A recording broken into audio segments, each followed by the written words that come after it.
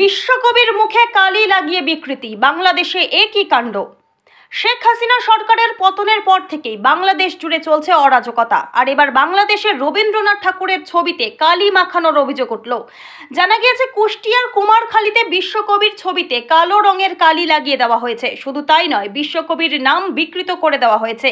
আর তা নিয়ে কুষ্টিয়া জুড়ে ছড়িয়েছে উত্তেজনা। আঞ্চলিক মহাসড়কের দক্ষিণ পাশে অবস্থিত বিশ্বকবি রবীন্দ্রনাথ ঠাকুরের মোড়াল। গত কয়েকদিন আগে দেখা যায় এখানে থাকা কবির ছবির মুখমণ্ডল কালো রঙে ঢাকা।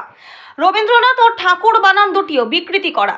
এরপরেই কবি ঠাকুরের মুরালে কালি লাগানো একটি ছবি ফেসবুকে ভাইরাল হয়ে যায়। পরে এই ঘটনার তীব্র নিন্দা এবং প্রতিবাদ জানিয়ে ফেসবুকে পোস্ট করেন কুমারখালীর বাসিন্দারা। খবর পেয়ে ঘটনাস্থলে যায় প্রশাসনের আধিকারিকরা। তারা সেখানে গিয়ে দেখেন রবি ঠাকুরের মূর্তি ঢেকে দেওয়া হয়েছে। তবে কে বা কারা এই ঘটনার সঙ্গে যুক্ত তা এখনো স্পষ্ট নয়। এলাকার সিসিটিভি খতিয়ে দেখা হচ্ছে। বলা বাহুল্য, মুজিবের দেশে কবিগুরু রবীন্দ্রনাথ ঠাকুরের ছবিতে কালি মাখানোর ঘটনায় এবার বাংলা জুড়ে উঠেছে নিন্দার ঝড়।